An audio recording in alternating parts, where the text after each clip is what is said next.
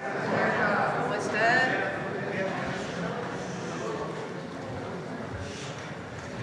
Martes, Día de la Fuerza Aérea Mexicana. Vamos a hacer una conferencia de prensa breve porque tenemos que irnos al AIFA, al Aeropuerto Internacional Felipe Ángeles, para celebrar, conmemorar el Día de la Fuerza Aérea. Siéntense, por favor. Está con nosotros, bueno, está por llegar, Rosa Isela Rodríguez, estaba aquí hace un momento. Está con nosotros Omar García Harfuch, secretario de Seguridad y Protección Ciudadana, el general Ricardo Trevilla Trejo, secretario de la Defensa Nacional, el almirante Pedro Raimundo Morales Ángeles, secretario de Marina, el general Guillermo Briceño Lovera, comandante de la Guardia Nacional, y la maestra Marcela Figueroa, titular del Secretariado Ejecutivo del Sistema Nacional de Seguridad Pública. El día de hoy vamos a presentar la información, los datos, la estadística del cierre de enero ya de 2026. Les adelanto que la reducción en homicidios dolosos de septiembre de 2024 a enero de 2026 es del 42%. Hay una reducción adicional de 2% de diciembre del 2025 a enero del 2026. Marcela nos va a presentar con todo detalle el resultado de enero de 2026 comparado con los meses anteriores y con los años anteriores. Después, como siempre, participará Rosa Isela Rodríguez con atención a las causas, y después el secretario de Seguridad, Omar García Harfuch, para dar el informe de las detenciones relevantes de este periodo. Y después pasamos a sus preguntas. Adelante, Marcela.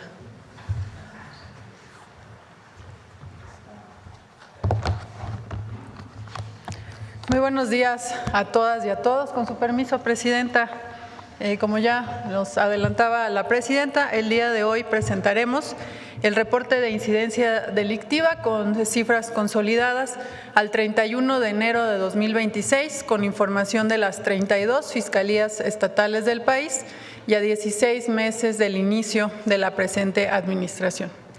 En esta primera gráfica, como ya decía la Presidenta, podemos ver la tendencia en el promedio diario de homicidio doloso, desglosado de forma mensual de septiembre de 2024, es decir, al inicio de la administración, a enero de 2026, el mes que acaba de concluir. Destaca la disminución del 42% del promedio diario respecto a septiembre de 2024. Como se ve claramente en la gráfica, en los últimos 16 meses se ha presentado una tendencia sostenida a la baja en los homicidios en el país. La actual administración inició con un promedio de 86.9 homicidios diarios y en enero de 2026 cerró en el promedio en 50.9, siendo enero de 2026 el mes más bajo de los últimos 17 meses. En la siguiente lámina se presenta el promedio diario de homicidios dolosos que se registraron en septiembre de 2024 y aquellos que se registraron en enero de 2026. La reducción es equivalente, a 36 homicidios dolosos menos por día respecto a septiembre de 2024, lo que confirma una disminución sustantiva en este delito. En esta gráfica se presentan, en la siguiente por favor, se presentan los homicidios dolosos registrados. Esto, lo que estamos viendo en la gráfica, son los eneros de cada año, de 2017 a 2026.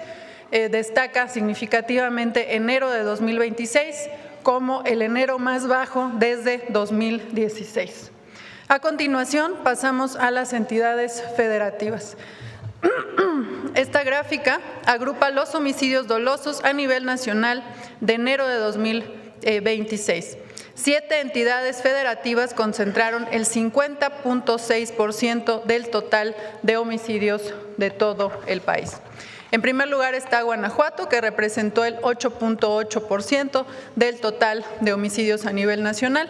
En segundo lugar, Baja California, que representa el 8.4% del total nacional. En tercer lugar está Chihuahua, con 7.9%. Después, en cuarto lugar, se encuentra el Estado de México, con 6.8%. En quinto lugar, Sinaloa, con 6.7%. En sexto lugar, Morelos, con 6.2% del total.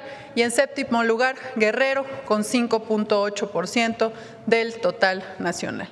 Asimismo, informamos que al comparar enero de 2025 contra enero, la siguiente por favor, contra enero de 2026, se observa que 26 entidades federativas disminuyeron su promedio diario de homicidio doloso. Destacarían en los primeros lugares, como decía, es una comparación entre enero de 2025 y enero de 2026, Zacatecas con menos 88%, San Luis Potosí con menos 83.9% y Quintana Roo con menos 73.2%. Ahora veremos puntualmente algunos estados, sobre todo aquellos que al inicio de la administración concentraban la mayor cantidad de homicidios. En esta gráfica se observa el comportamiento de los homicidios dolosos de Guanajuato de septiembre de 2024 a enero de 2026. Se presenta una importante reducción, sobre todo a partir de febrero de 2025, con lo que ya suman 11 meses con esta tendencia. Se trata de una disminución del 65% en el promedio diario de homicidios, después de que Guanajuato llegara a registrar 12.71 homicidios diarios en febrero de 2025. Mientras que en el mes que acaba de concluir se registraron 4.45 homicidios dolosos en promedio diario, por lo que enero de 2026 es el mes más bajo de los últimos 17 meses. En cuanto a Baja California, la entidad también presenta una disminución sostenida en la comisión de este delito.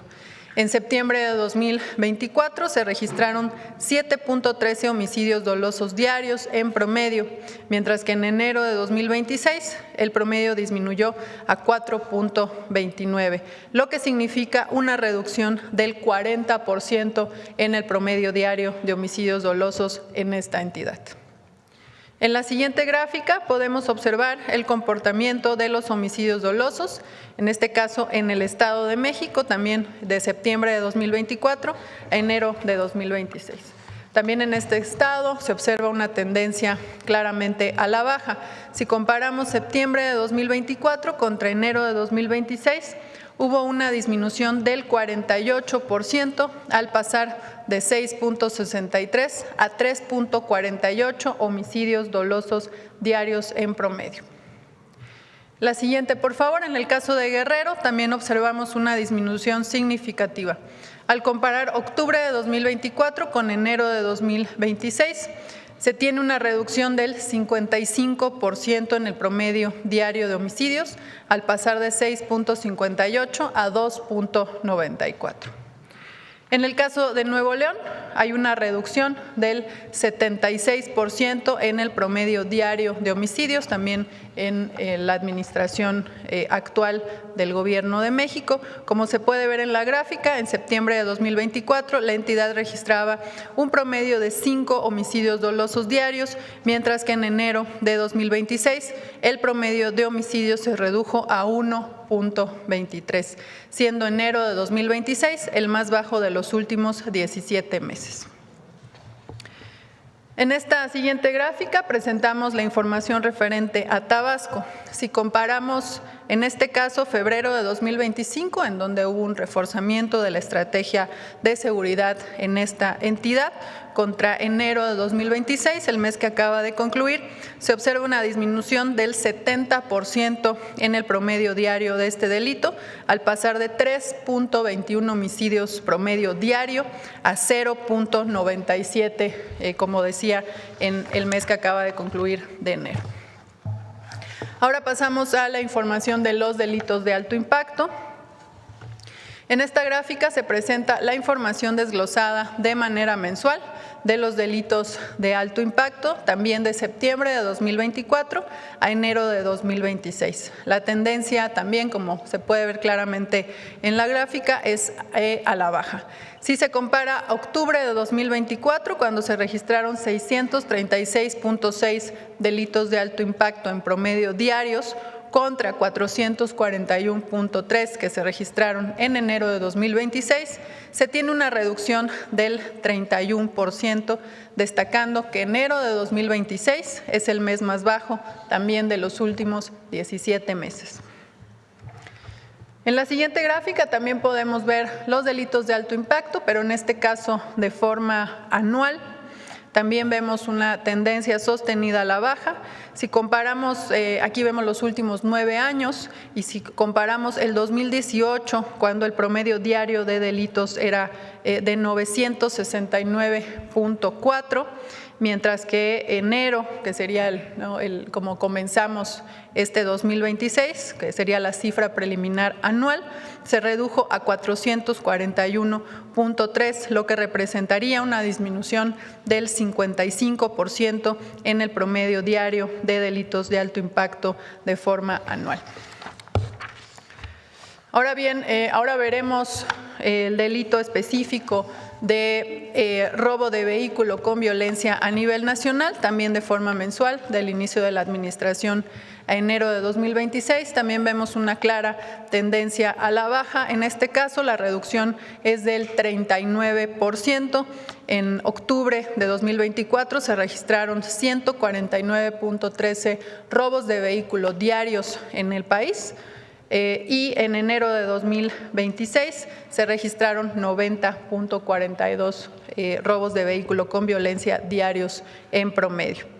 Y si analizamos también este mismo delito de forma anual, también lo vemos claramente a la baja. Si comparamos 2018 contra 2026, el preliminar que tenemos iniciando este 2026, la disminución sería de un 57%. Ahora vemos estos delitos de alto impacto, pero de manera desagregada, no solo robo de vehículo con violencia. Vemos que prácticamente todos los delitos de alto impacto presentan disminuciones. Esto es una comparación entre enero del año pasado, del 2025, y enero que acaba de concluir. En este caso, el feminicidio disminuyó 12.7%, las lesiones dolosas por disparo de arma de fuego decrecieron 12.2%, el secuestro con una reducción de 50%, la extorsión con una disminución del 30.3%, el total de robos con violencia disminuyó 24.6%, el robo de vehículo con violencia tuvo un decremento de 33.6%, el robo a transportista con violencia tuvo una disminución de 20.4%, el robo a transeúnte con violencia disminuyó 18.4%, el robo a negocio con violencia se redujo 25.2% y otros robos con violencia disminuyeron también 22.3%. En el caso de robo a casa habitación con violencia es el único delito que vemos con un incremento que es menor de 2.6% en esta comparativa. Y finalmente presentaremos el delito de extorsión, también de manera mensual de toda la administración, de septiembre de 2024 a enero de 2026.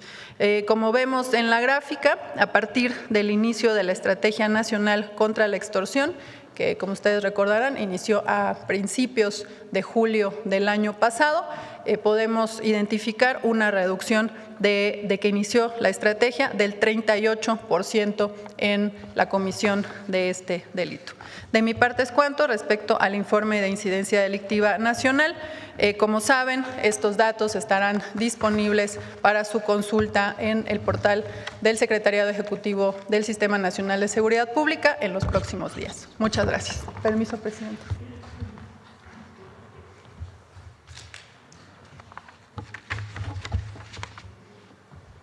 Con su permiso, presidenta. Muy buenos días, tengan todas y todos ustedes. El día de hoy informaremos los avances en el eje de atención a las causas de la Estrategia Nacional de Seguridad. Un trabajo coordinado para construir territorios de paz de la mano de las comunidades que tienen en el centro a los jóvenes. Hemos visitado uno a uno casi 300,000 hogares en aquellos municipios prioritarios en materia de seguridad. Esto nos ha permitido identificar necesidades de vecinas, vecinos y jóvenes, a quienes hemos acercado programas y servicios para que ejerzan sus derechos. Recuperamos 373 espacios públicos que antes eran basureros, focos rojos o lugares inseguros. Ahora, en el 80% de ellos se realizan actividades lúdicas, culturales o deportivas de forma permanente con apoyo de las comunidades. A través de las 298 mesas de paz estatales y regionales, se han efectuado 7,310 jornadas por la paz. Más de 1 millón de vecinos, especialmente jóvenes, han participado en actividades comunitarias y colectivas como tequios, senderos seguros y reforestaciones. En el marco de la campaña por la paz y contra las adicciones, 856,000 jóvenes se han sumado a actividades deportivas y culturales de la mano del Instituto Mexicano de la Juventud y de la Comisión Nacional del Deporte. En materia de salud, superamos el 500,000 de atenciones médicas, por ejemplo, aplicación de vacunas, revisiones bucales y oftalmológicas, entre otras. Se conformaron 353 comités de paz para identificar necesidades y problemáticas en las colonias. El gobierno salió de sus oficinas para ofrecer servicios y trámites en las 456 ferias de paz, entre ellas la expedición de actas de nacimiento, actas de matrimonio, de defunción, credenciales para votar, entre otros trámites. Casi 300,000 jóvenes participaron en talleres, 67,000 asistieron a ferias de empleo y emprendimiento con la Secretaría del Trabajo, también con empresarios. Además, 247,000 se inscribieron en el programa Jóvenes Construyendo el Futuro. El 12 de enero se instalaron 10 consejos de paz y justicia cívica estatal y municipales en el estado de Tamaulipas. También seguimos apoyando el Plan de Justicia del Pueblo Purépecha y el Plan por la Paz y la Justicia en Michoacán. Y en Chicomucelo y Tila, en Chiapas, se efectuó la asamblea comunitaria y brigadas del Instituto Mexicano del Seguro Social brindaron 10,391 consultas odontológicas y médicas.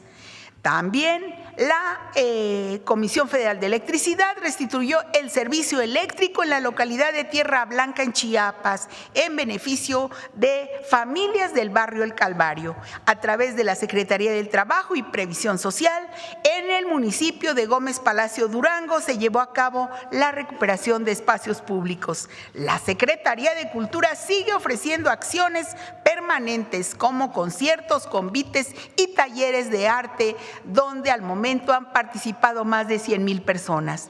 A través del Tianguis del Bienestar, hemos devuelto al pueblo lo que por derecho le corresponde, mediante la entrega gratuita de más de 1,948,000 artículos nuevos de primera necesidad, aquí trabajando con la Secretaría Anticorrupción y Buen Gobierno, la Secretaría de Hacienda, la Secretaría de la Defensa, el INDEP, la Guardia Nacional, Aduanas y el SAT. Y también con la colaboración de la Mesía La Paz. Del 1 de octubre de 2024 a la fecha, la población ha canjeado de forma anónima y voluntaria 9,128 armas de fuego por dinero en efectivo. Este es el compromiso de atender las causas, que el gobierno esté cerca y con la población. A la fecha se han brindado más de 5 millones, la que sigue, más de 5 millones de servicios en beneficio de más de 3 millones de personas. Muchas gracias.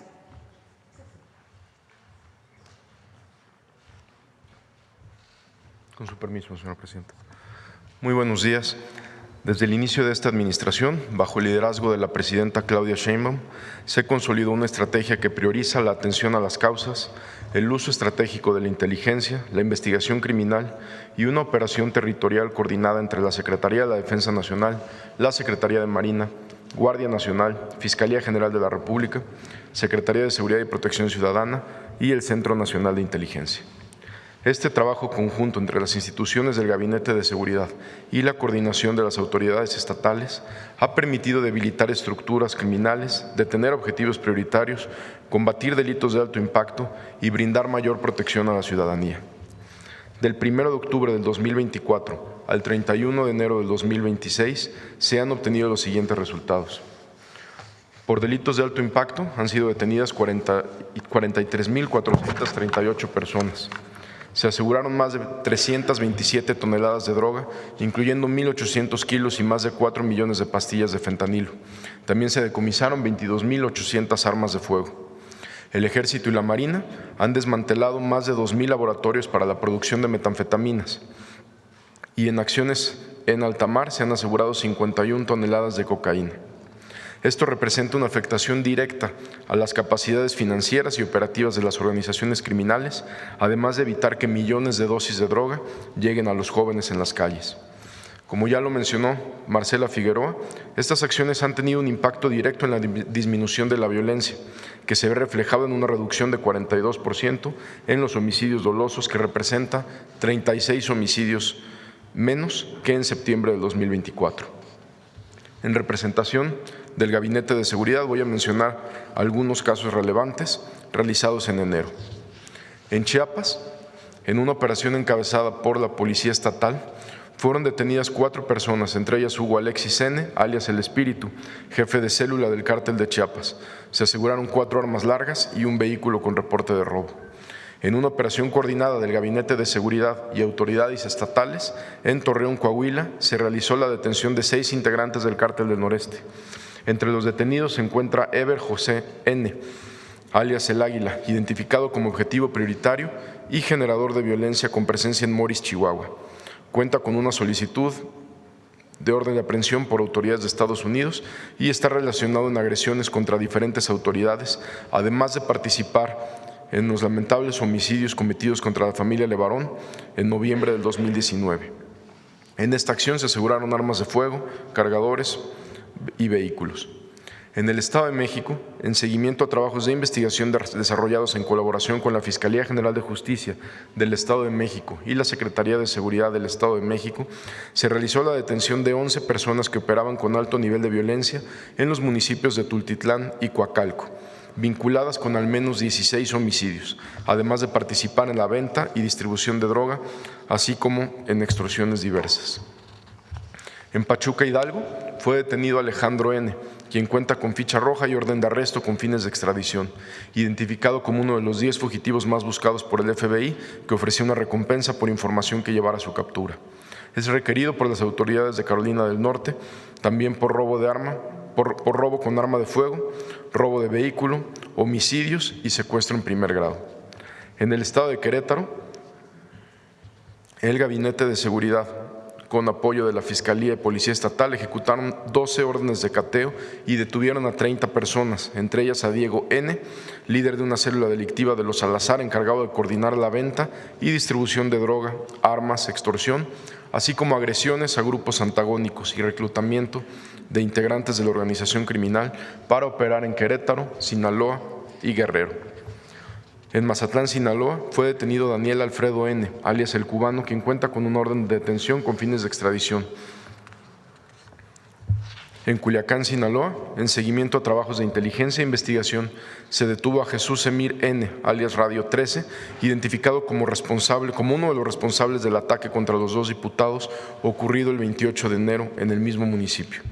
Esta persona era responsable del control de radios de comunicación, la instalación de cámaras parásitas para monitorear la movilidad de las autoridades y la adquisición de drones para la célula criminal. En San Luis Río Colorado, como parte de los operativos de vigilancia en carretera, la Guardia Nacional detuvo a una persona a bordo de un vehículo donde transportaba 212 kilos de metanfetamina, 14 kilos de marihuana y 1 kilo de fentanilo.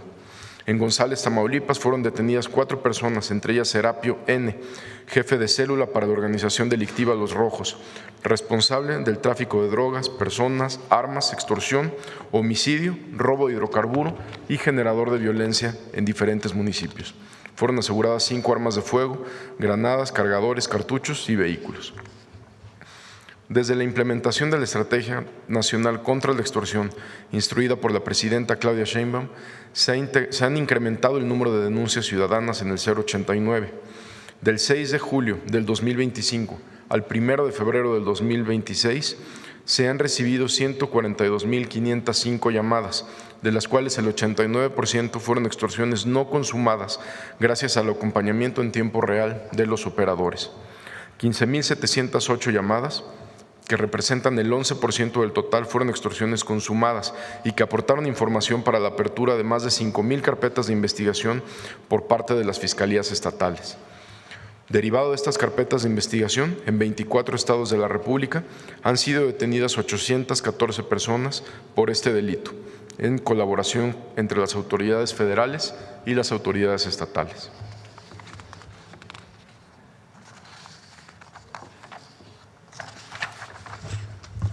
En las detenciones más relevantes por los delitos de extorsión en el mes de enero, mencionaré algunas. En la Ciudad de México se realizó la detención de 6 integrantes de la organización criminal Tren de Aragua, en coordinación con la Policía de la Ciudad de México y la Fiscalía General de Justicia de la Ciudad de México, relacionadas con extorsión, trata de personas y tráfico de drogas. Entre los detenidos se encuentra Leslie Valerie N., identificada como responsable del cobro derivado de la explotación sexual, distribución de droga y el control de delito de extorsión en la zona. También fue detenido Brian N., operador financiero de la organización, encargado de facilitar inmuebles para el resguardo de víctimas y el alojamiento de integrantes del grupo criminal, quien contaba con una orden de aprehensión por trata de personas y delincuencia organizada. En Apatzingán, Michoacán, como lo informamos aquí, fue detenido César Alejandro N., alias El Botox, líder de la célula delictiva Los Blancos de Troya, vinculados con los delitos de homicidio, extorsiones a productores en el sector limonero y aguacatero, cobro de piso, robo de vehículo y venta de droga. Además, este sujeto se encuentra relacionado directamente con el homicidio de un líder limonero de Michoacán. También fueron detenidos 3 personas más. Las acciones contra la extorsión continuarán conforme a las instrucciones de la presidenta Claudia Sheinbaum. Muchas gracias.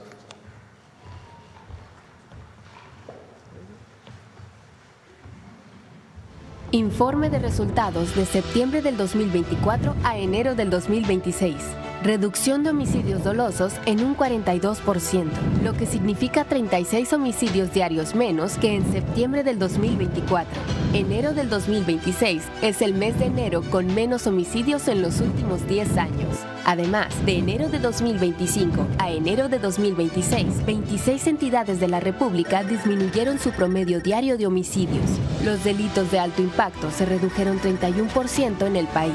Se han decomisado 22.832 armas de fuego. Se han detenido a 43.438 infractores de la ley y asegurado más de 327 toneladas de droga. También se han desmantelado 2.028 laboratorios para elaborarlas. Por el Gabinete de Seguridad hablan sus resultados. Bueno, pues esta es la información. Voy a repetirlo. 42% de reducción en homicidio doloso de septiembre de 2024 a enero de 2026. Eso significa 36 homicidios diarios menos de los que se cometieron en septiembre. Hay 36 homicidios diarios menos, 36 personas pierden o dejaron de perder la vida, vamos a ponerlo así, diariamente en México, entre septiembre de 2024 y enero del 2026, además de la reducción en otros delitos. Bueno, ahora sí vamos a las preguntas. Ahora la compañera. Gracias, buenos días, Presidenta. Karina Aguilar, de Diario 24 Horas. Preguntar, estas cifras que nos da, de septiembre para acá, este logro de reducción de homicidios y otros delitos, ¿a qué se debe? Sí, al final del día hubo un cambio de estrategia en materia de seguridad, Presidenta. Hubo un reforzamiento sobre todo o dos áreas principales, o tres, vamos a ponerlo así. La primera, hoy tenemos ya la Guardia Nacional consolidada. Entonces, se sigue trabajando porque todos los días hay que mejorarla. Es una institución que tiene apenas 6 años, ¿es? 6 años. Entonces, evidentemente, una institución de seguridad con 6 años, pues tiene todavía que irse consolidando. Pero ya hay una fuerza federal del tamaño de la Guardia Nacional con su profesionalismo. Lo segundo, reforzamos inteligencia e investigación. Recuerden que modificamos la Constitución para que el Centro Nacional de Inteligencia pudiera no solo dedicarse a la seguridad nacional, que es su función principal, sino a la seguridad pública.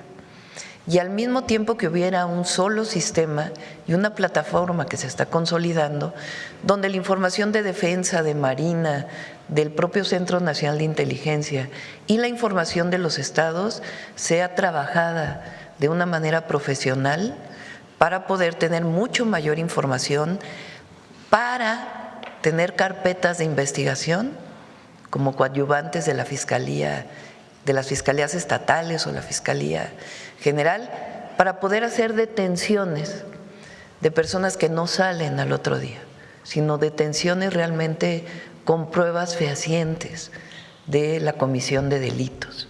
Esto ha sido muy importante. Son más de 28,000 personas que se han detenido en el periodo.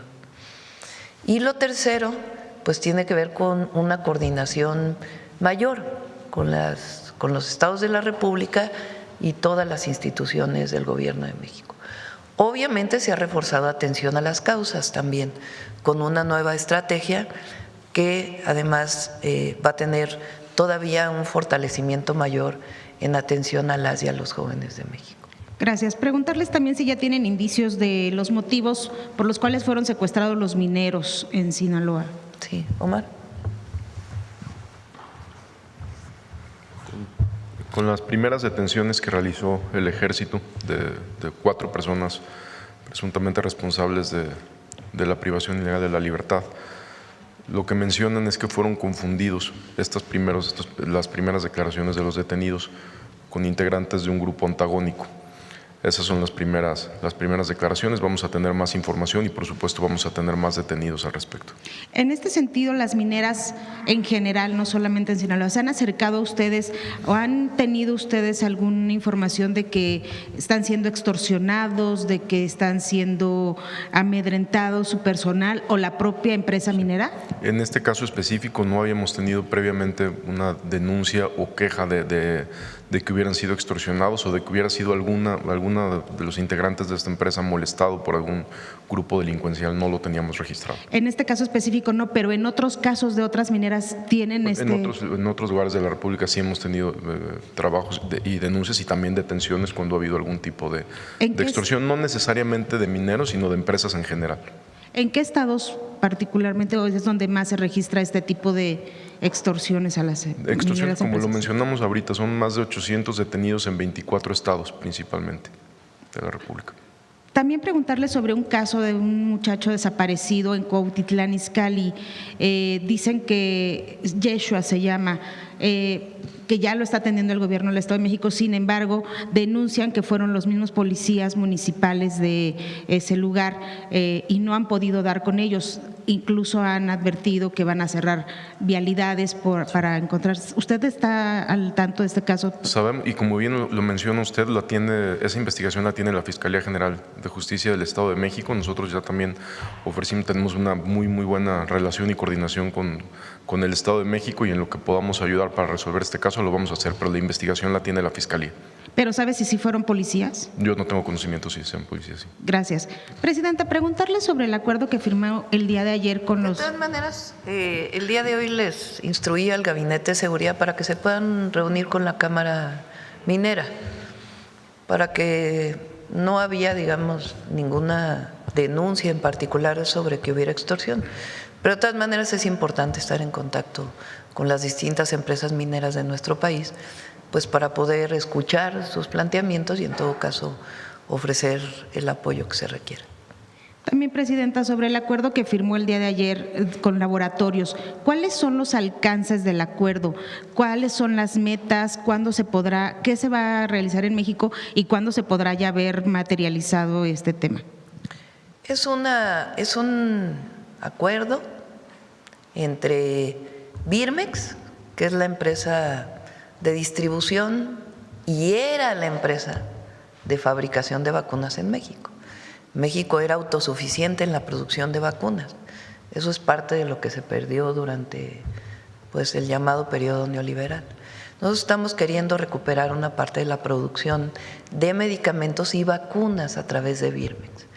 En particular, este convenio, este acuerdo, se firma con Moderna, que tiene un tipo de vacuna que se llama ARN mensajero, que ya los expertos pueden platicar exactamente de qué se trata, pero es un tipo de vacuna que no solamente sirve para el COVID, sino que su diseño permite avanzar en muchas otras vacunas para otro tipo de enfermedades.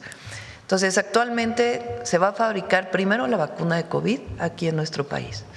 Eso va a ser un acuerdo entre Leomont, es una empresa farmacéutica mexicana, Moderna y Birmex. Entonces, la primera parte es la fabricación de la vacuna del COVID en nuestro país, la de Moderna. Al mismo tiempo, se fortalece la investigación en nuestro país, la investigación que tiene que ver con la producción de nuevas vacunas. ¿Qué nos interesa? Por ejemplo, vacunas para enfermedades tropicales, como es el caso del dengue, y algunas otras vacunas de este tipo, o más bien de enfermedades características de nuestro país. También Moderna está haciendo una investigación sobre vacunas contra el cáncer. Entonces, esa investigación también se traería aquí. No son investigadores de Moderna que vienen a México a realizarlo, sino son investigaciones que se realizan con investigadores mexicanos. En particular, ya se tiene firmado un convenio con el Instituto Politécnico Nacional, pero el objetivo es firmarlo también con los institutos nacionales de investigación, con el IMSS y con la Universidad Nacional Autónoma de México. De esta manera, pues hay un beneficio para México de manera muy importante. Y también pues el conocimiento, la transferencia tecnológica para Birmex de la realización de este tipo de vacunas y a todo la investigación biomédica es muy reconocida en México. Y entonces esta alianza pues permite desarrollar todavía mejor este tipo de vacunas que son pues de última generación. Presidenta, preguntarle si usted puede confirmar que Jesús Ramírez presentó su renuncia al cargo. No, Jesús está trabajando con nosotros, no tiene por qué presentar su renuncia. Como lo he dicho muchas veces, Jesús lo conozco desde que estuvimos juntos en el movimiento, bueno, desde antes del movimiento del CEU, cuando yo estaba en la Facultad de Ciencias y él estaba en el CCH en Naucalpan. Es un hombre de principios y sigue colaborando con nosotros. Gracias. Y ya por último, el tema del sarampión, han incrementado los casos activos en todo el país. ¿Es un problema que están ustedes viéndolo para el Mundial? Perdón, ¿otra vez? El tema, la epidemia de sarampión está ya… Mañana presentamos sarampión. Vamos a presentar cómo están los casos, cómo fue que se controló en Chihuahua y en otros estados de la República, cómo ha iniciado su incremento de contagios en algunos otros estados, qué es lo que se tiene que hacer en términos epidemiológicos, cómo estamos coordinados con los estados de la República, particularmente en este momento en Jalisco está con mayor presencia el brote y también en algunos otros estados como Ciudad de México y Estado de México, pero hay coordinación para la vacunación. Recuerden que a diferencia del COVID, pues hay vacuna y hay suficientes vacunas. Lo importante es vacunar ahí donde se da el brote, como se hace con las medidas epidemiológicas, alrededor de donde se presenta el brote y al mismo tiempo ciertas edades que puedan vacunarse. El día de mañana lo vamos a presentar, este reforzamiento de la vacunación, y dar toda la información a la población para que sepan dónde vacunarse, cómo vacunarse, qué edades son las que debemos vacunar. También un estudio que se hizo por parte, no sé si es del Instituto Nacional de Nutrición o de uno de los institutos de salud, de cuáles son las edades en donde hay menor vacunación, porque hay esta idea de que no se vacunó durante el periodo de la pandemia, que tuvo pues sus dificultades, pero en realidad hay un sector de la población de edades entre 18 y más años que tienen menor vacunación. Entonces también ahí en ciertos estados de la República se va a reforzar la vacunación. Todo esto lo sé porque ayer tuvimos reunión con Secretaría de Salud y todas las instituciones de salud. Hoy nos vamos a volver a reunir para ver, de acuerdo con el número de vacunas y las que van a llegar, cómo se va a proceder a un reforzamiento en la vacunación para que todos estemos tranquilos. Gracias, Presidenta. Presidenta, sobre el tema, Presidenta, de seguridad. Sobre el tema de seguridad, Sonora. Gracias, Presidenta. Buenos días, Shaila Rosagel, corresponsal de Grupo Gili, El Imparcial de Sonora, La Crónica de Mexicali y Frontera de Tijuana. Preguntar sobre todo por el tema de los mineros desaparecidos. Me gustaría saber si nos puede informar el secretario Harfuch, cuál es el número preciso de personas privadas de la libertad, pues allá en Sinaloa, Sonora, por esos rumbos, pues se ha hablado de que son 10, de que son 14 los mineros desaparecidos. ¿Cuántos serían? También preguntar, ayer se informó la FGR que se identificaron ya 5 cuerpos de mineros, de los cuerpos que se encontraron en esta fosa ahí en Concordia. Preguntar cuántos cuerpos más quedan por identificar de los encontrados en la fosa, pues las madres buscadoras hablaban de que eran 20, ayer la FGR decía que 10, entonces si nos pueden precisar este dato. Bueno, sí, entonces, si ya el móvil entonces fue que los confundieron a los mineros con si este ya es el móvil, así como lo comentaba, y qué van a hacer para garantizar la seguridad a los trabajadores de las mineras. Desde el primer momento, la Presidenta instruyó un reforzamiento en la zona, como lo informamos en la última mañanera. Hubo un reforzamiento principalmente por parte de la Secretaría de la Defensa Nacional, un despliegue más fuerte. Gracias a este despliegue es que el Ejército logra la detención de los primeros responsables de este lamentable hecho. Sobre cuántos cuerpos faltan por identificar, ahí sí va a ser la propia Fiscalía General de la República la que esté informando. Es un tema 100% pericial que lleva la Fiscalía General de la República. Pero estos son los primeros 4 detenidos y son 10 los mineros privados de la libertad. 10 los mineros. Y entonces el móvil es que los confundieron. Son las primeras declaraciones de estos detenidos. Conforme vayamos teniendo más detenidos, pues vamos a tener también más información. Muchas gracias. Gracias. Presidenta, ¿le puedo hacer nada más una pregunta de Baja California? Sí, bueno, se tiene contemplado ahí en Baja California, en Rosarito, pues hacer la desaladora, ¿no? Que ya informaron ahora cuando usted fue. En Ensenada, la primera etapa de la desalinizadora que opera desde el 2018 ya está cerca de llegar a su máxima capacidad. Entonces, podría haber una insuficiencia de agua potable ahí en Ensenada. Preguntarle si hay algún plan para abastecer de agua a Ensenada de su gobierno. Pregunto a la Conagua, no tenemos ninguna información de que vaya a haber algún problema de desabasto en Ensenada. Es una zona que de por sí tiene problemas de abasto porque ha crecido mucho el norte de Baja California y pues originalmente era una zona desértica, entonces no es sencillo tener agua. Entonces por eso se toma la decisión de la desaladora de Rosarito, que va a suministrar agua principalmente a Rosarito y a Tijuana. Por cierto, les informo que en estos días, producto del cambio en la ley de aguas, se le va a entregar ya a el municipio de Mexicali y de Tijuana directamente la concesión de agua. Es decir, ya no le van a tener que comprar agua a un distrito de riego que explotaba el agua de manera gratuita para su venta. Gracias a esta modificación, ya la Conagua va a entregar directamente el título de concesión de agua a los municipios. Es algo histórico y es algo muy, muy bueno.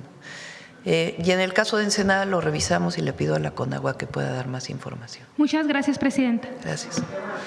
Sí, a ver, la compañera. Gracias, presidenta. Buenos días. Judith Sánchez Reyes, de Perspectivas MX y Radio Milet.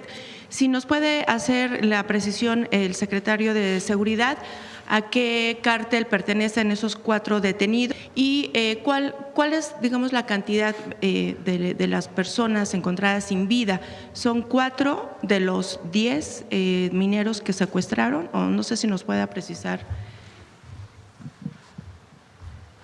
La Fiscalía General de la República identificó ya 5 de las 10 personas privadas de la libertad.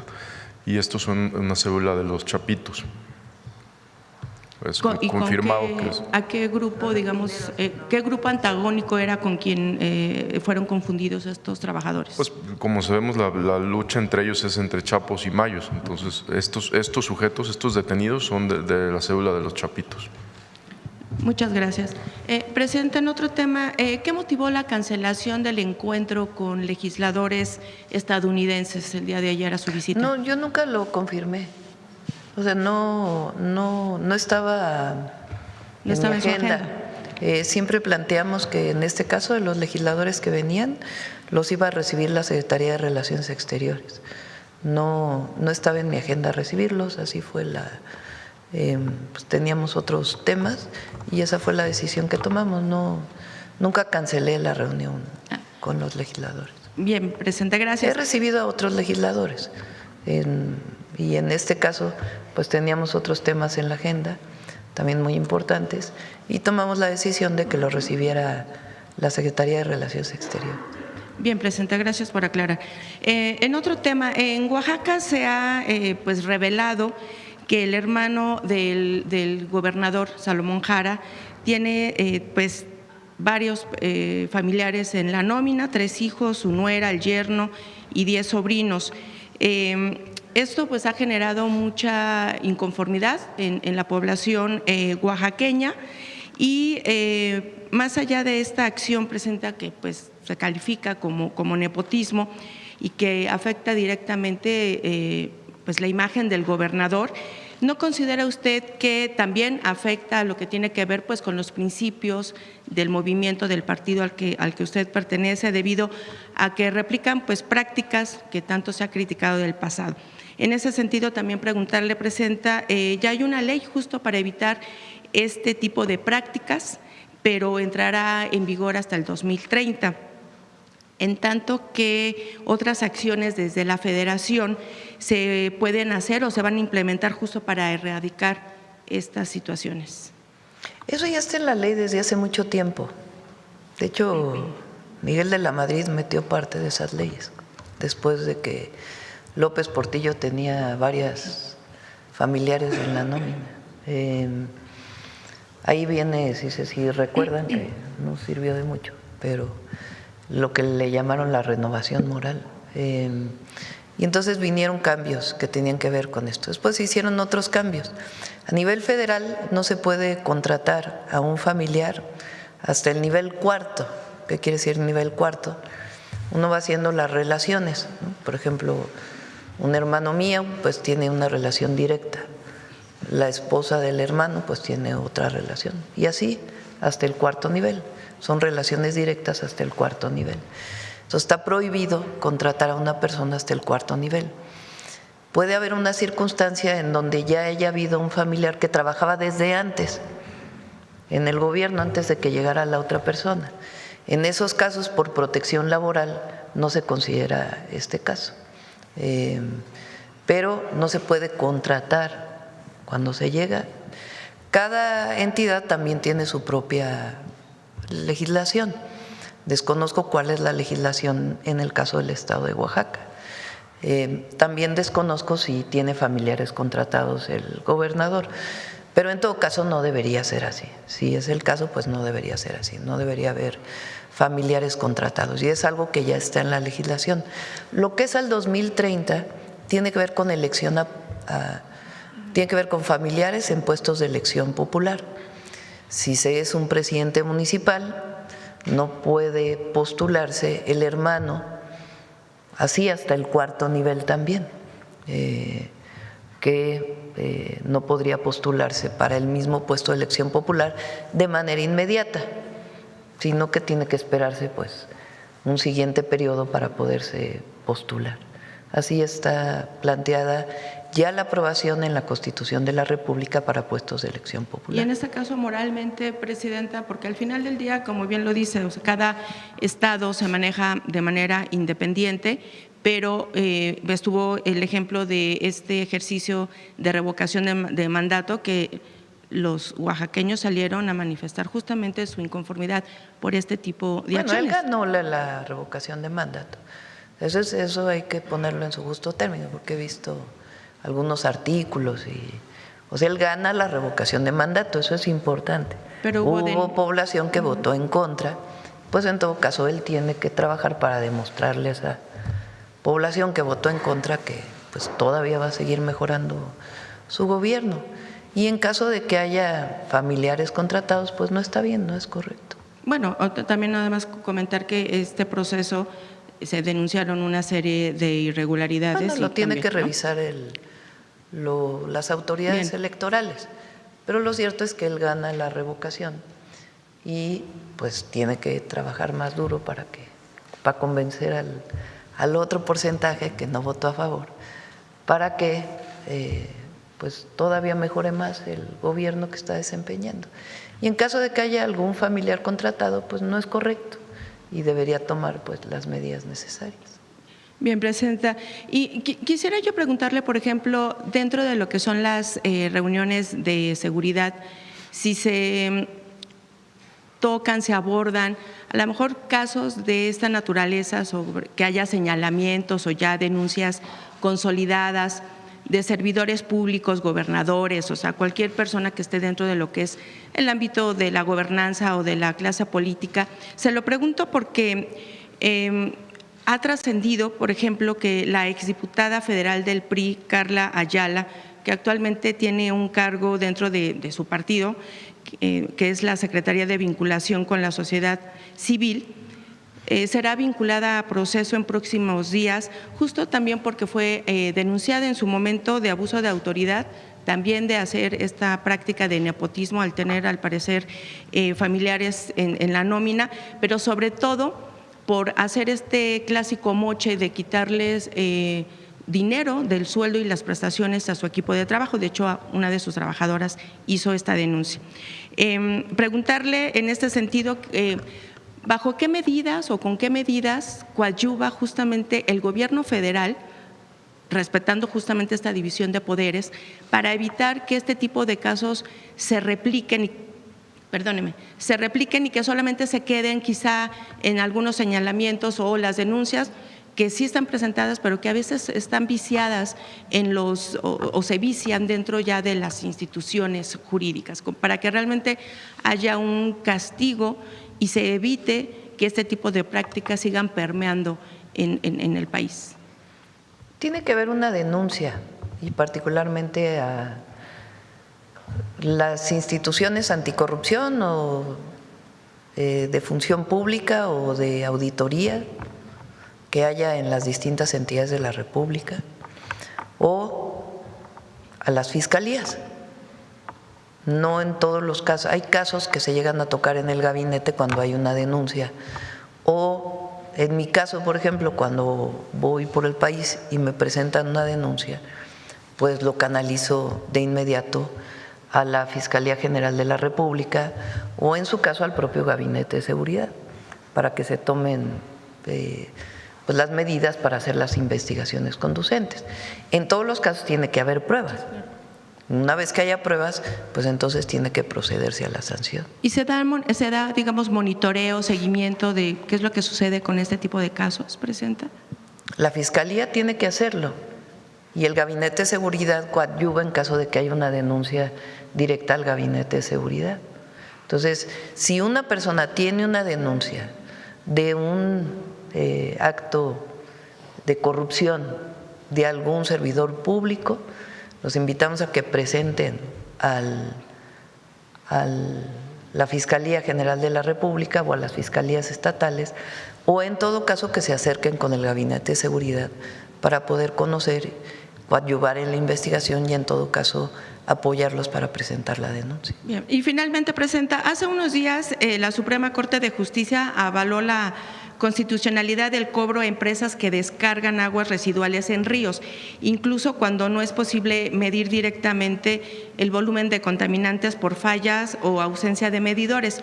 Todo ello con la finalidad de fortalecer pues la vigilancia ambiental, pero sobre todo hacer que las empresas se hagan responsables. Sin embargo, presenta la propia paraestatal, Pemex, e industrias petroleras privadas extranjeras que ya han sido denunciadas, que ya tienen denuncias ante la Profepa, la ASEA y diversos tribunales judiciales federales y locales por contaminar ríos, lagunas y algunas zonas marítimas. Hasta la fecha no han acatado estas condenas, argumentando que no tienen dinero para hacerlo. Hay dos ejemplos muy representativos a los cuales nosotros les hemos dado seguimiento.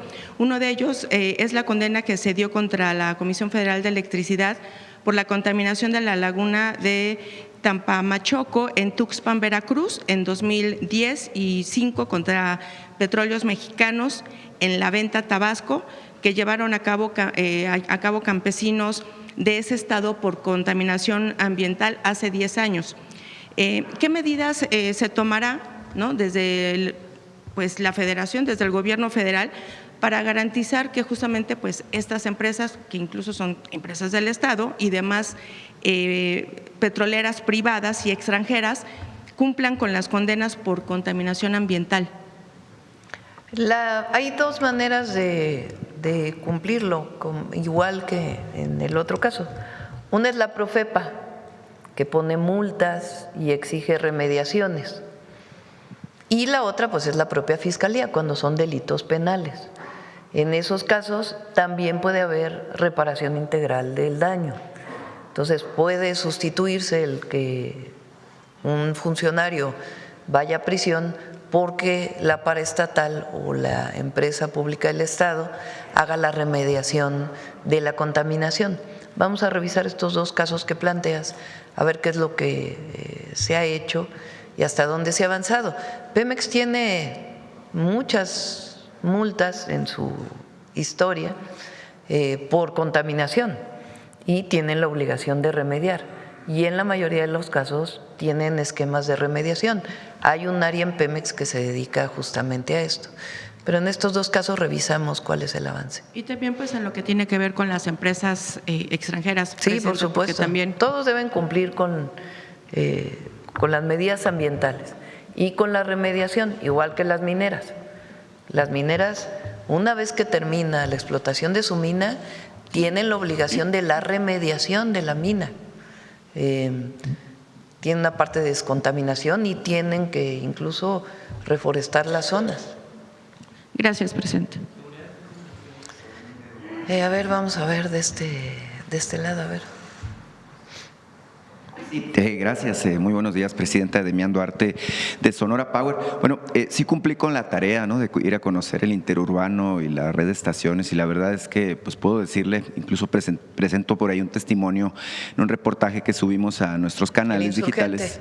Impresionante, la verdad, de primer mundo, como usted dice. Yo también me quedé con el ojo cuadrado. La verdad es que es una obra de primer nivel, ¿no?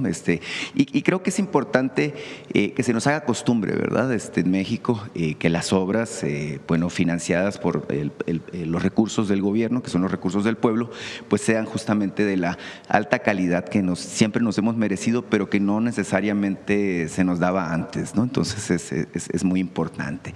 Sobre el tema particular del desarrollo ferroviario, presidenta, quiero llamar su atención sobre un hecho que ocurrió el día 5 de febrero pasado. Se publica en el Diario Oficial de la Federación, pues un decreto que en muchos niveles hace pues justicia. En este tema se trata de una reforma a la ley reglamentaria del servicio ferroviario, bueno, que esto se publicó desde julio del año pasado, pero hubo un dictamen de la autoridad investigadora de la Comisión Nacional Antimonopolio que se publica justamente la semana pasada y que determina que no existen condiciones para la competencia efectiva en diversas regiones y segmentos del mercado ferroviario en México. En este dictamen, entre otras muchas cosas, se ordena a Ferromex, empresa que es parte de Grupo México de Germán Larrea, justamente transmitir mediante cesión derechos y obligaciones de la concesión Pacífico Norte a un agente económico que no pertenezca a su grupo de interés, y en particular habla del tramo de interés para nosotros en Sonora, que es Nogales-Guaymas. En este caso particular, bueno, pues se habla incluso de la obligación de incluir el equipo ferroviario y servicios auxiliares necesarios para dar este servicio. En este contexto, Presidenta, quisiera yo preguntarle si, bueno, el Estado mexicano estaría en disposición, en condiciones de permitir que un agente económico como pudiera ser el Estado de Sonora pudiera recibir esta cesión de derechos y obligaciones a través, bueno, pues de la solicitud de título de asignación de la Secretaría de Infraestructura, Comunicaciones y Transportes. Es un caso importante, en particular porque, bueno, así como tienen tren interurbano Ciudad de México, Toluca, pues obviamente que en Sonora, y estoy seguro que en los otros estados que tendrán este tren que va hasta por todo el Pacífico hasta Nogales, pues tenemos la aspiración de que haya trenes interurbanos entre las ciudades y obviamente pues que también el servicio de carga sea mucho más asequible para distintos agentes económicos. Actualmente, por ejemplo, si yo quisiera mandar carga de cualquier producto, tengo que contratar el tren completo, no me pueden rentar un vagón, por ejemplo. Entonces es un tema que creo que es de alto impacto justamente para las regiones. Es muy importante este acuerdo que toma la Comisión Nacional Antimonopolio. Esta comisión sustituye a la antigua COFECE.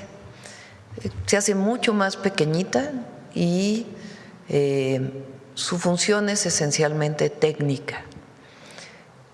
¿Cuál es su función? Evitar que haya monopolios en el país y promover que haya competencia.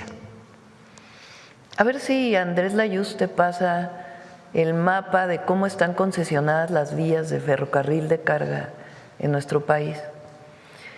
Cuando se privatizan los trenes en México en la época de Zedillo, se privatizan las vías y se privatizan recorridos completos. Entonces, queda, digamos, monopólico un tramo de vía que va de un lugar a otro. Se privatiza completo el servicio, incluida la vía, a una empresa. Y luego se privatiza la vía a otra empresa. Esto ha generado problemas en la distribución de mercancía por trenes, porque no queda claro cómo pasa una empresa a usar la vía de otra empresa. Y evita la comunicación de todas las vías de tren de todo el país.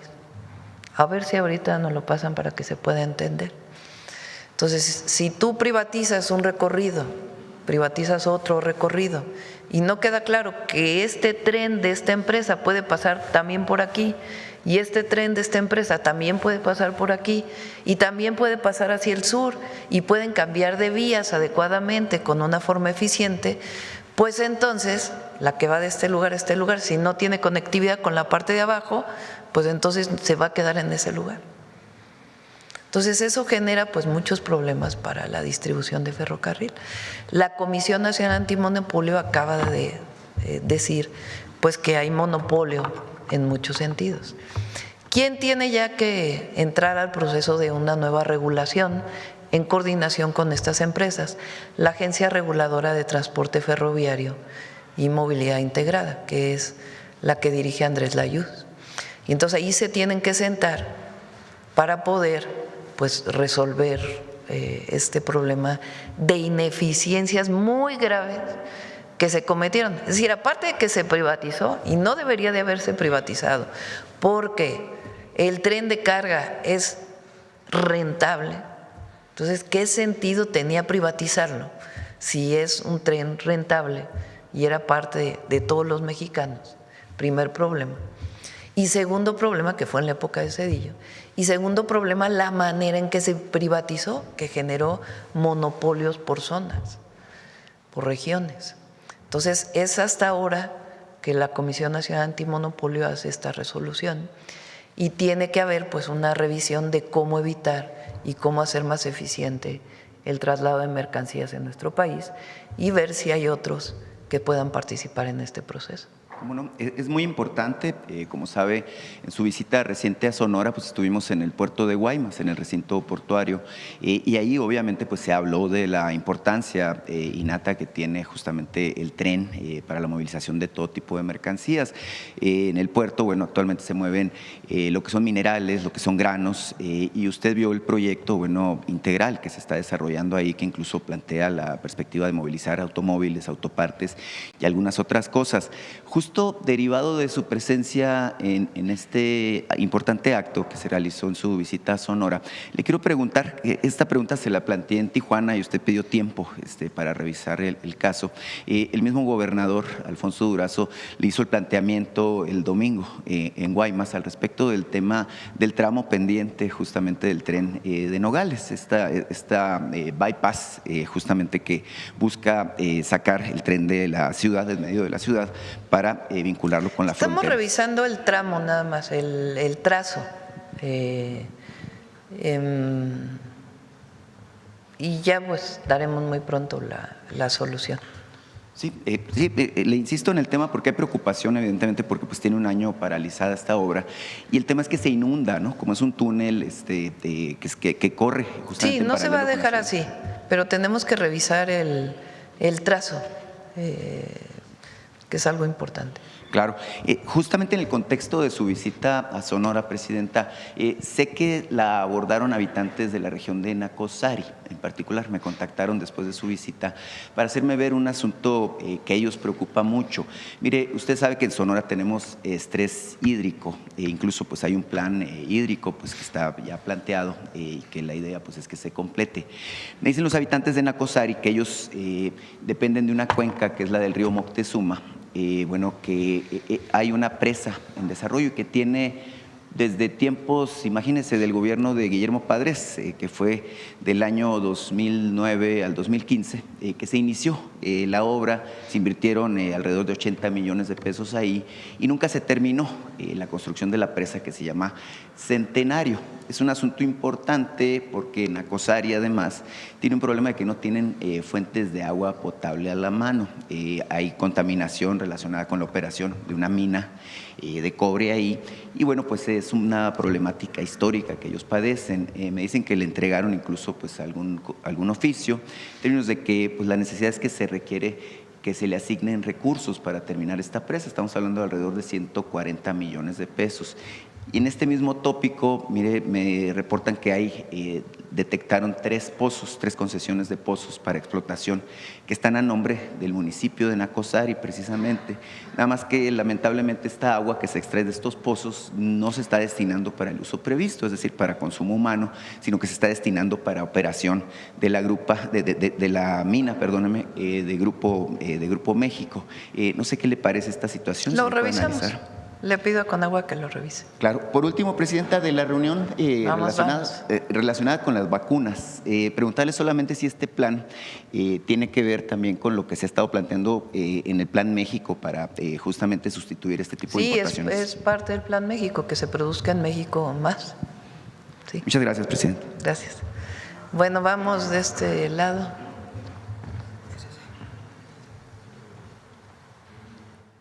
¿Son las vías del tren? Sí, es el que mandó Andrés. A ver. Sí. Vamos de este lado a ver el compañero. Muchas gracias. Gracias, Presidenta. Buenos días a todos. Julio Sánchez de 1 TV. Solamente una duda por el tema de los mineros de Sinaloa, saber si hubo algún contacto por parte de la empresa canadiense con México, han hablado, los han buscado, ¿ha habido alguna comunicación? Con el gobierno del estado han estado platicando, nosotros a través de Rosa Isela, con la comisión de víctimas, se ha estado en contacto con la comisión del gobierno del estado y con las familias.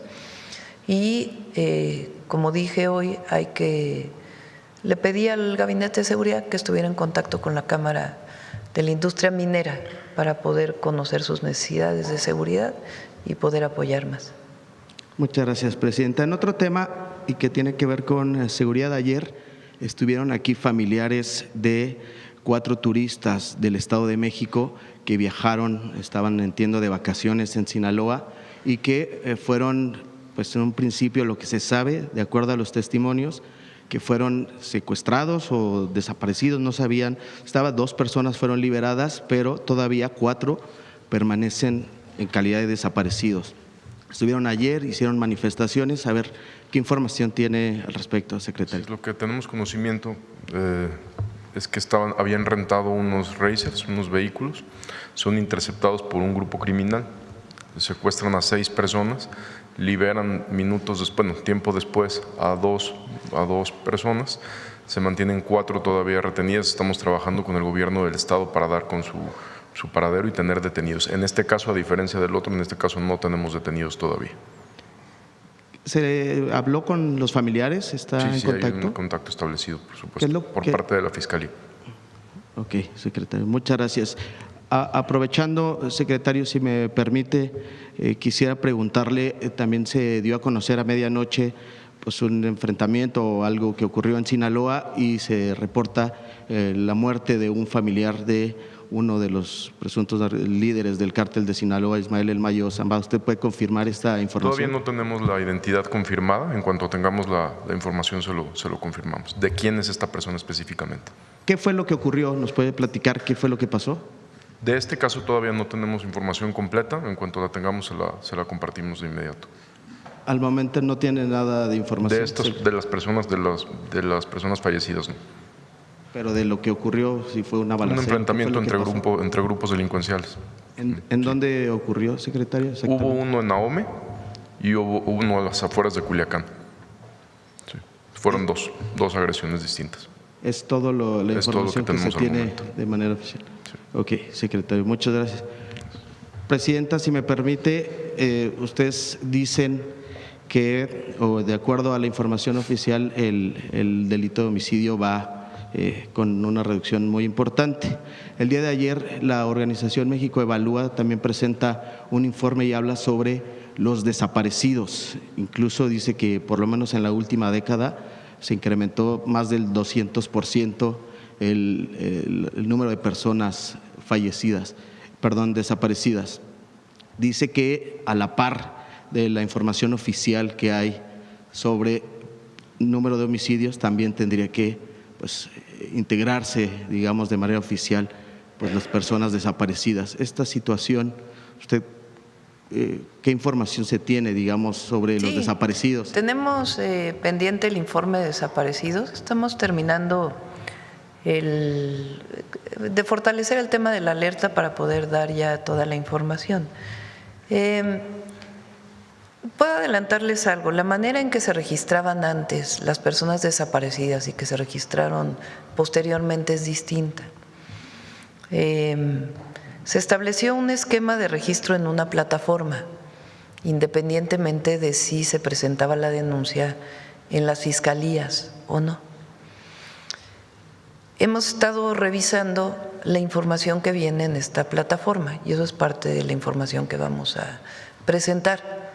De cuántos datos están completos y cuántos datos de plano ni el nombre completo viene de la persona. Entonces, tú tienes un registro de personas desaparecidas, no viene el nombre de pila, Juan, Pedro, Manuel, no sé, pero no viene ni el apellido, ni viene la dirección, ni viene el día de la desaparición, ni viene el lugar de la desaparición ni viene si se levantó carpeta de investigación o no. Entonces, lo que vamos a presentar es cuántos de los registros están en esa condición, cuántos de los registros tienen información completa, cuántos de esos registros que tienen información completa tienen carpetas de investigación y cuántos de esos registros ya se encontraron a las personas. Porque en la plataforma no viene cuántas personas se han encontrado a partir del registro completo que viene ahí. Entonces, toda esa información la vamos a presentar. Entonces, ha llevado su tiempo, lo terminamos más o menos completo ya el proceso de revisión, de búsqueda y de cumplimiento de la ley. Recuerden que hice una propuesta para cambiar todas las leyes de desaparecidos y de la Ley Nacional de Población, y pues todo lo que se tiene que hacer a partir de la ley se está terminando. Entonces, eso pues ya estamos en condiciones de presentarlo este mismo mes para que la gente conozca cuántas personas desaparecidas tienen carpeta de investigación, porque pues es muy importante, porque la búsqueda se da principalmente por las fiscalías. ¿Cuántas no tienen carpeta de investigación? ¿Cuántos tienen un registro en la fiscalía que nunca se abrió una carpeta? ¿Y cuántos de ellos ni siquiera tienen los datos completos? Porque una persona cualquiera podía subir un dato en la plataforma. Entonces es muy importante que se conozca toda la información y todo lo que estamos haciendo y lo que hemos hecho para apoyar a los colectivos de personas que buscan a sus familiares a través de la Secretaría de Gobernación, cómo se está fortaleciendo ese apoyo, esa comunicación con la Secretaría de Gobernación, todo lo que ha adquirido la Comisión de Búsqueda Federal para poder hacer de mejor manera las búsquedas y realmente cuántas personas que se reportan desaparecidas en un periodo son encontradas en otro periodo. Entonces, todo eso ya este mismo mes lo vamos a presentar. Presidenta, de acuerdo con toda esta información que se ha venido trabajando y conociendo este estudio de esta organización que tanto se asemeja con la realidad, esto que ellos dicen. Pues es que ellos basan sus datos en la plataforma. Entonces, por eso les digo que esa plataforma pues tiene muchos problemas. Y obviamente nuestro objetivo no es ni esconder ni cerrar, no. Queremos transparencia absoluta en todo esto, porque el fenómeno de la desaparición pues a todos debe preocuparnos, pero hay que medir las cosas en su justo término. Entonces, por eso es el trabajo que hemos venido realizando y también todos los protocolos de búsqueda que se hacen a partir de una denuncia completa. Entonces, eso lo vamos a presentar ya este mismo mes para que se conozca realmente el número de personas desaparecidas, incluso desde el primer momento de su desaparición, cuántas de estas, que es pues el fenómeno lamentablemente mayor, están vinculadas con la delincuencia organizada y cómo no tiene que ver los desaparecidos de antes, que eran desaparecidos políticos, con pues el otro fenómeno vinculado con delincuencia organizada, los números reales y lo que hacemos para apoyar a las familias. Gracias, Presidenta. Quisiera preguntarle sobre el tema de Tequila, Jalisco, la regidora, que quedó una regidora que se llama Evelyn Castañeda, hizo algunos comentarios, incluso entiendo que fue como parte de la investigación, pues denuncias con la persona que ahora quedó al frente de la presidencia municipal se llama Lorena Marisol Rodríguez. Entonces, saber esta parte, si que tiene un vínculo, dice esta regidora, con el cártel Jalisco. Primero hay que decir que esta persona fue elegida por el Cabildo, como debe de ser, dentro del marco jurídico, dentro del marco legal. Obviamente se revisa si tiene alguna denuncia o no presentada. Y he pedido a la Secretaría de Gobernación pues que esté cerca de el municipio, digamos, para estar pendiente de lo que opina la ciudadanía y cómo está la ciudadanía, aparte de, obviamente, el trabajo que debe hacer el Gabinete de Seguridad. Hay videos incluso de ella con música corridos, narcocorridos del líder del cártel Jalisco. Esto sí, hay que revisarlo y sobre todo ver pues qué opina la población y qué trabajo va a desempeñar ella, porque tiene que pues resolver todo el problema que se había presentado con el anterior alcalde, ¿no? Pero no fue elegida por el propio Cabildo, como lo marca la legislación. Y nosotros pues tenemos que estar pendientes, revisando, y muy cerca de la población de Tequila, no solo de los empresarios, sino de la gente que vive en Tequila, para poder tener pues que cambie por completo la dinámica que se estaba viviendo. ¿No había una manera, digamos, previa para filtrar y garantizar o blindar que este perfil pues, no tuviera algún tipo de… Pues se eligió por el Cabildo, o sea, el Cabildo decide, esto es lo que legalmente está en la Constitución de Jalisco, entonces se eligió porque, por cierto, dijeron que la secretaria de Gobernación la eligió, no, ella no la eligió, imagínense cómo se va a meter ella en elegir a una presidenta municipal. Lo que ella hizo pues estar pendiente de que el proceso se llevara, porque evidentemente el municipio no se puede quedar sin gobierno, ¿no? Entonces que realmente pues estuviera llevando a cabo el proceso como establece la ley. Pues es su responsabilidad la gobernabilidad del país. Entonces estuvo pendiente de que se llevara a cabo el proceso como lo marca la ley, pero quien elige a esta persona pues es el propio Cabildo, y hay que estar muy pendientes pues de que el gobierno de esta persona esté acorde con la ley y que pues regrese la tranquilidad al municipio de Tequila. Muchas gracias, presidenta. En un último tema, si me permite, para el secretario de Marina, acabamos de conocer en redes una carta o un comunicado del despacho Mendieta y Asociados relacionado con la investigación de algunos elementos de la Marina, concretamente de el vicealmirante Manuel Roberto Farías Laguna. Él señala que básicamente que se está violando el debido proceso, reitera esta parte que la Secretaría de Marina no ha cumplido con los, digamos, ordenamientos jurisdiccionales y demás. A ver si nos puede comentar algo al respecto. Está en la Fiscalía General de la República, es un caso que está en la Fiscalía General de la República y la Fiscalía le pide información a la Marina. Entonces hay que preguntarle a la Fiscalía General de la República sobre este caso en particular y otros casos que tenga la Fiscalía. La Marina pues tiene que darle información a la Fiscalía, ya no le corresponde a ellos. Presentaron la denuncia y la Fiscalía tiene que garantizar pues que hay pruebas suficientes y el juez que ordena en todo caso una orden de aprehensión. De acuerdo con este comunicado dice que precisamente la Marina no ha cumplido. Entonces, a ver si sea… Pero es la Fiscalía, o sea, puede contestar el almirante, no hay ningún problema. Pero sí es muy importante que la ciudadanía sepa que es una denuncia que se presenta en la Fiscalía con los hechos que tiene la Marina. Ellos mismos denunciaron. Y ya es la Fiscalía quien tiene que revisar pues todas las pruebas pertinentes. Y todavía después de eso viene un juez que revise en efecto que las pruebas son suficientes para poder presentar una orden de aprehensión. Almirante, no sé si quiere hacer un comentario. Sí, buenos días. Este caso está, como dijo la señora presidenta, en manos de la Fiscalía. Nosotros estamos colaborando con todo lo que nos piden y se están cumpliendo con todos los procesos. Al final del día, lo que ellos reclaman en este caso es la baja que se les otorgó, pero la baja es porque no cumplen con sus obligaciones en la Marina, porque así lo marca nuestra legislación y estamos cumpliendo con todos los procedimientos.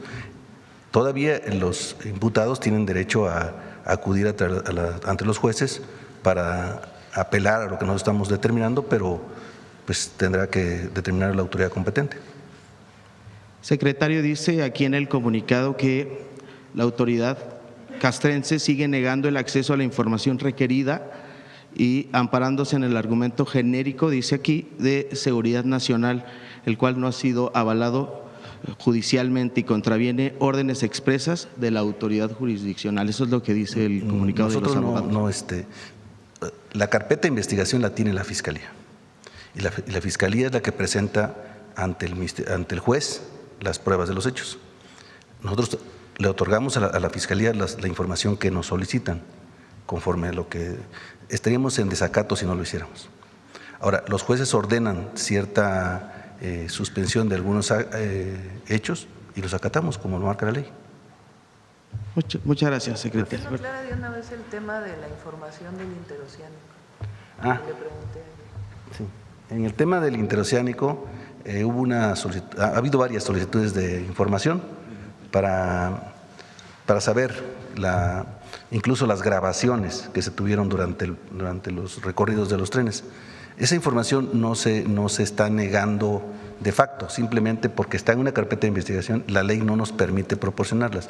En cuanto termine la investigación, esa información va a ser pública, porque no nos afecta en que se conozca, simplemente por ley no la podemos dar porque está en una carpeta de investigación. Muchas gracias, presidente. Vamos a ver ahora de este lado, a ver la compañera. Gracias, presidenta. Buenos días. Consultarle su opinión sobre la declaración de Jeremy Lewin, subsecretario de Estado para Ayuda al Exterior de Estados Unidos, quien acusó a Cuba de revender a Asia parte del petróleo donado por Venezuela. No tenemos información de ello. Nosotros, como lo he dicho en varias ocasiones, el petróleo que se envió a Cuba, la mayor parte es a través de un contrato de compra, como con cualquier país del mundo, y otra parte fue por razones humanitarias. Y en este momento estamos haciendo todas las gestiones para poder pues enviar nuevamente petróleo, que es muy necesario para el pueblo de Cuba y que no tenga efectos para el pueblo de México. Entonces, como lo dije ayer, consideramos que es muy injusto que se ponga aranceles a quien envía petróleo a Cuba. Y vamos a seguir ayudando con ayuda humanitaria de distinto tipo. Perdón, presidenta, no me presenté. Jimena Mejía, de Grupo Imagen. Le quiero consultar sobre el tema legislativo. Ayer se dio a conocer en la reunión de la Junta de Coordinación Política del Senado que va a continuar un tiempo más para evaluarse este salón de belleza tan polémico que ha estado. Consultarle si usted no considera que debería cerrarse en el ejemplo de la austeridad. Ya eso le corresponde al Senado. Ya es mucho. Y preguntarle, presidenta, el coordinador de los diputados de Morena, Ricardo Monreal, admitió que la negociación para la reforma electoral pues todavía no tiene resultados por esta parte con los aliados. También que el fin de semana en la mesa de negociación con el PT hubo cierto roce. Ya va a venir la reforma, ya no. Es que es eso, consultarle, No sé. pues qué rumbo tendrá si se ven estas situaciones entre el PT. Nosotros vamos a enviar la reforma, porque yo me comprometí con la gente en mis 100 puntos que iba a enviar una reforma electoral. Y como lo he dicho, es una reforma que mantiene la representación de las minorías, es una reforma que busca, número uno, que todos aquellos que quieran ser diputados o senadores busquen el voto popular, aún reconociendo la representación de las minorías. Tiene que haber una disminución de costos, de lo que cuesta pues todo el proceso electoral en nuestro país, que es muy oneroso para el pueblo de México. Tiene que fiscalizarse más los recursos. ¿Qué otro tema estamos viendo? Y que pueda aumentarse la participación popular en decisiones diversas, que aumente la democracia participativa. Esas son esencialmente las propuestas que estamos enviando. Y de los mexicanos en el exterior, que nos han pedido que ellos quieren elegir a sus propios diputados, que estamos viendo los mecanismos. De no apoyarla a los aliados, ¿estaría en riesgo la alianza con el partido? ¿Qué mensaje le da a la ciudadanía el no poder respaldar algo que es parte del movimiento? Ya, vamos a esperar, no necesitamos especular. Gracias, presidente. Sí. Bueno, vamos por acá, a ver, compañero. Buenos días, presidenta. Manuel Galetzi Ramírez, de Ciline y El Político en las Redes. Si usted me lo permite, me gustaría consultar al secretario de Seguridad si nos puede dar algunos detalles de cuál es el estatus jurídico de pues, los presuntos delincuentes que han sido trasladados a Estados Unidos. Si bien sabemos que hay un acuerdo de extradición con el país vecino, quisiera saber cuál es el estatus jurídico, si pueden ser doblemente juzgados o si incluso pueden llegar a obtener penas de muerte. No sé si pudieran ser.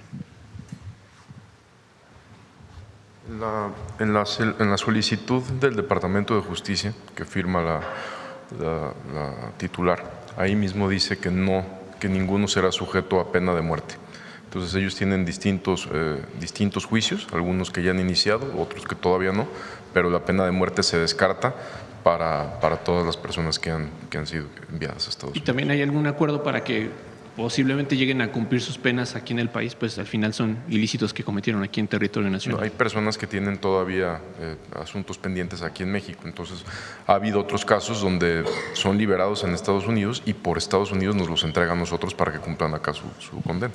Secretario, aprovechando que usted está al uso del micrófono, el fin de semana también salió un texto periodístico de New York Times en donde decían que habían detectado que algunos de los armamentos que se han decomisado en México, que usted nos presentaba informes, pues tienen procedencia de fabricación incluso de pues, fábricas del Pentágono, concretamente de una asociada en las afueras de Kansas City. Quisiera saber si usted tiene algún reporte puntual al respecto, pues mencionan hasta el tipo de calibre, que es el calibre 50, y quisiera saber si tiene algún detalle. Sí, creo que sí. La Secretaría de la Defensa Nacional tiene más información. Ahorita le agradezco, secretario.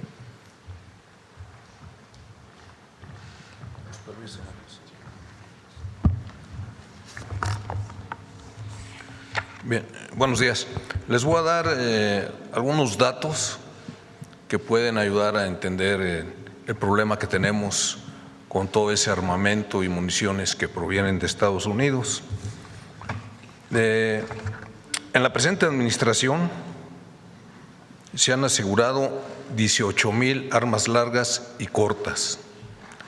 De esas 18,000, alrededor del 77 o 78% provienen de Estados Unidos. Hay otro tipo de armamento más letal todavía. Por ejemplo, las armas calibre 50. Se han asegurado en esta administración 215 armas calibre 50, fusiles del tipo de Barrett. Lanzagranadas calibre 40, 20, lanzacohetes 13, ametralladoras de diferentes calibres 273. Y por lo que se refiere específicamente a los cartuchos calibre 50 que usted menciona, desde el registro que tenemos en la Secretaría de Defensa Nacional de los cartuchos asegurados, desde el 2012 a la fecha, son 137,000 cartuchos. De esos, el 47% provienen de esa empresa, que han sido comercializados en las armerías del sur de Estados Unidos. Gracias, secretario. Presidenta, ya por último, consultarle respecto a esta iniciativa que aprobaron en el Congreso de Chiapas para pues, buscar que se vuelva una regulación federal, permitir a las policías que utilicen un arma pues, de mayor calibre. El diputado Ricardo Monreal dice que esto pues, de alguna manera equilibraría el uso de armamento que se tiene contra el crimen organizado. Saber cuál es su postura, si habrá alguna petición para que se frene. Hay una ley que ya fue aprobada sobre ley de armas de fuego. ¿Cómo se llama la ley general? Ley General de Armas de Fuego y Control de Explosivos. Y ahí queda muy claro, de hecho fue renovada recientemente, qué acceso pueden tener. No es un asunto de armas más letales, es un asunto más de inteligencia y investigación. Ok, Presidenta, solamente… ¿Existe para autorización? Adelante.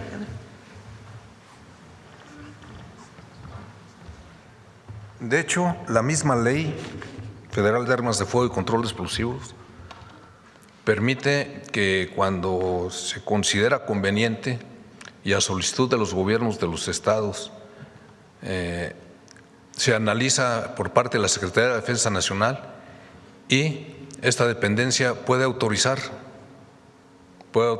algunas policías, por supuesto, siempre y cuando cumplan con algunos requisitos. Entonces, ya se ha hecho.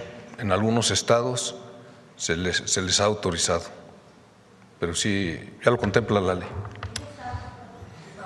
El estado Sinaloa es uno de ellos, Coahuila, Tamaulipas, Chihuahua. Gracias. ¿Mande? ¿Qué calibres, preguntan? Ajá. ¿Perdón? ¿Qué calibres son los que son autorizados para...? Ametralladoras, principalmente. Ametralladoras, calibre 7.62, 5.56. Secretario, pero en la iniciativa también mencionan que se podrían utilizar armas de uso exclusivo del Ejército. ¿Esto es así o...? Es de uso exclusivo del Ejército. Lo que le estoy diciendo, las ametralladoras son de uso exclusivo del Ejército. Ningún arma, inclusive fusiles que son automáticos, los puede utilizar la policía. Únicamente semiautomáticos. Pero también se les puede autorizar bajo determinadas circunstancias. Presidente, entonces… ¿Perdón? ¿En el caso de Sinaloa disparó el uso de estas armas? ¿Hay más casos en Sinaloa asegurados de este tipo de armamento? Sí, de lo que les acabo de mencionar, de los cartuchos, la mayoría se han asegurado en Sinaloa, Sonora, Tamaulipas, Chihuahua y en menor cantidad en Michoacán y Guerrero.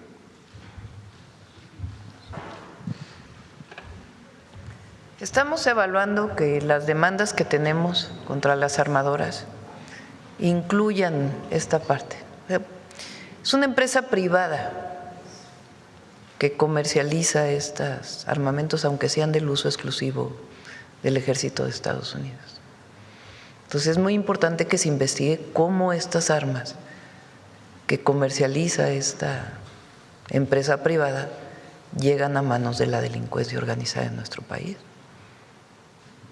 Ok, Presidenta. Muchas gracias. Ya por último, solo quisiera comentarle que se acercó una persona de 68 años de edad para plantearnos que lleva varias décadas ya esperando una operación de cadera en el IMSS de Lomas Verdes. Ella confía en que pues, las atenciones especializadas y de médicos especializados pues, son eficientes, solo que pues, le pide su apoyo. Sí, lo revisamos con todo gusto. Le haría a favor de pasarle los documentos. Gracias, Presidenta. Sí, ya cerramos porque nos vamos hasta el AIFA. Solo quiero…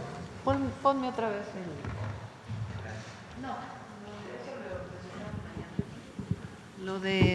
lo de los homicidios, los eneros.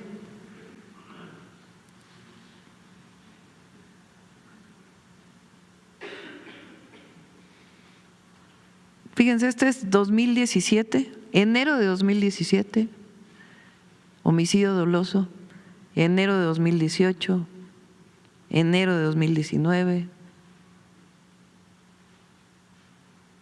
enero de 2020, comienza a bajar, enero de 2021, enero de 2022, enero de 2023, enero de 2024, este es nuestro primer enero, entonces entramos en octubre del 2024. Este es enero de 2026. Ese es un 42% de reducción respecto a enero de 2025. Pero respecto a 2020 o 2018.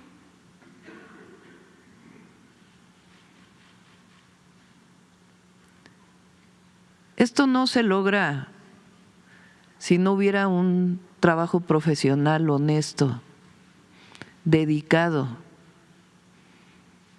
de la Secretaría de Seguridad y Protección Ciudadana y de nuestras Fuerzas Armadas y de la Guardia Nacional. Yo aquí quiero hacer un reconocimiento al Gabinete de Seguridad, Secretaria de Gobernación, Secretario de Seguridad, General Secretario, al Almirante Secretario, su momento al General Cortés, hoy al Comandante de la Guardia Nacional. Si no hubiera un trabajo coordinado y no tuviéramos una estrategia de seguridad adecuada, no se estaría con estos resultados.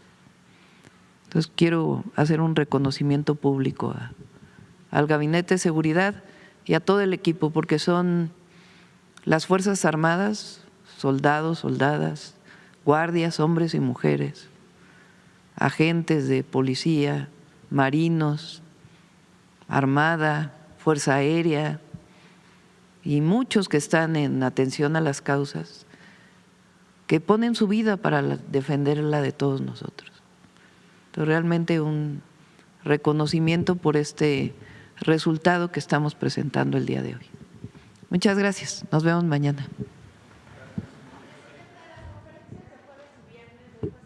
Aquí las vamos a tener. Las vamos a tener aquí. Esta semana ya, como ya dimos hoy el informe, ya esta semana salimos, pero no a Gabinete de Seguridad.